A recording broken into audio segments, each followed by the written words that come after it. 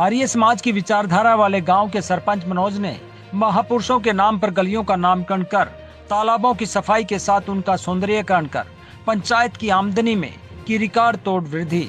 गांव हरा भरा रहे इसलिए लगाए 10,000 पेड़। यहाँ का शमशान घाट भी किसी पार्क से कम नहीं नजर आता। गोहाना उपमंडल के गांव बिद्धल के सरपंच और उनके युवा साथियों द्वारा 5 साल के कार्यकाल का अगर लेखा जोखा देखा जाए तो उसे एक खबर में कदापि नहीं समेटा जा सकता। कोरोना के 2 साल भले ही हम सब के लिए खराब बीते हों, मगर बिद्धल के युवा सरपंच मनोज ने अपनी जिम्मेदारी को कुछ इस तरह से निभाया है कि वह औरों के लिए एक रोल मॉडल बन सकते हैं, बशर्ते कि किसी काम को करने की दिली इच्छा होनी चाहिए। सोनीपत रोड पर स्थित बिद्धल गांव में मनोज ने गांव के चारों तरफ ही नहीं बल्कि शमशान घाट को भी हरा भरा बना दिया है।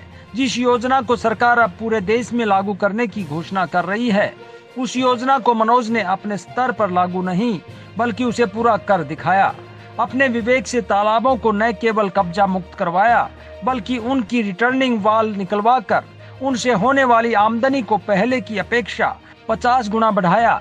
इतना ही नहीं, मनोज की सोच है कि वे अपने महापुरुषों का नाम कैसे आज की पीढ़ी को याद रखने के लिए तैयार करें, तो उसके लिए उन्होंने गांव के तमाम रास्तों के नाम महापुरुषों के बोर्डों के साथ रख दिए।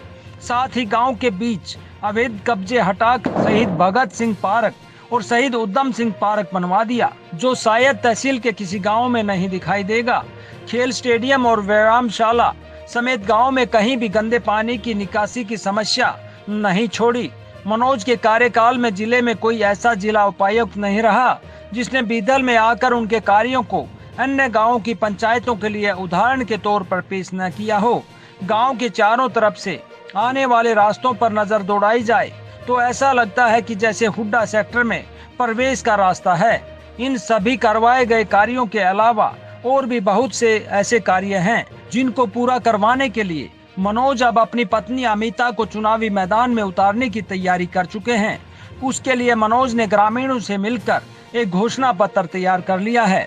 भारतीय प्रशासनिक सेवाओं में एक ही परिवार से 3 IAS और पूर्व में सांसद रहे धर्मपाल मलिक की जन्मभूमि भी यही गांव है, मगर अब सरपंच पद की दावेदार अमिता पर घूंघट का पहरा तो होगा, मगर राजनीति में उनके सिर दोबारा से सेहरा गांव बांधेगा या नहीं, देखने वाली बात होगी। जगत महान न्यूज ने आज बिद्धल गांव पहुंचकर पूर्व सरपंच विनोद उर्फ मनोज से उनके द्वारा शहर की तर्ज पर करवाए गए विकास कार्यों के बारे में जाना, और अगर जनता उनकी धर्मपत्नी अमिता को मौका देती है तो वे दोनों ग्रामीणों के साथ मिलकर गांव को कैसा बनाएंगे।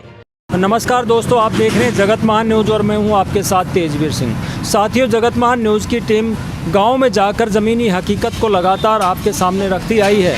आज भी हमारी टीम पहुंची है गांव बिद्धल में, जहां पर मैं आपको बताना चाहूँगा कि यहाँ के जो सरपंच रहे हैं वो एक सामाजिक उत्थान की एक मिसाल इन्होंने काम की है।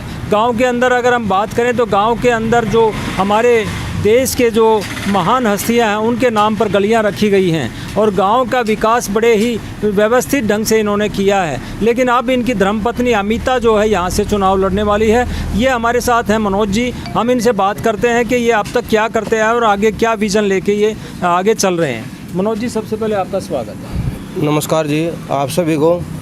मेरा मुख्य कार्य तो जी खेती बाड़ी का है।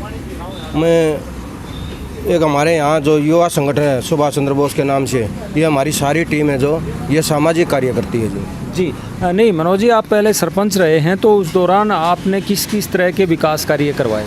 हमारे गांव में 5-4 तालाब थे जिसकी हालत इतनी गंदी थी, मतलब उसमें पशु पानी नहीं पी सकते थे।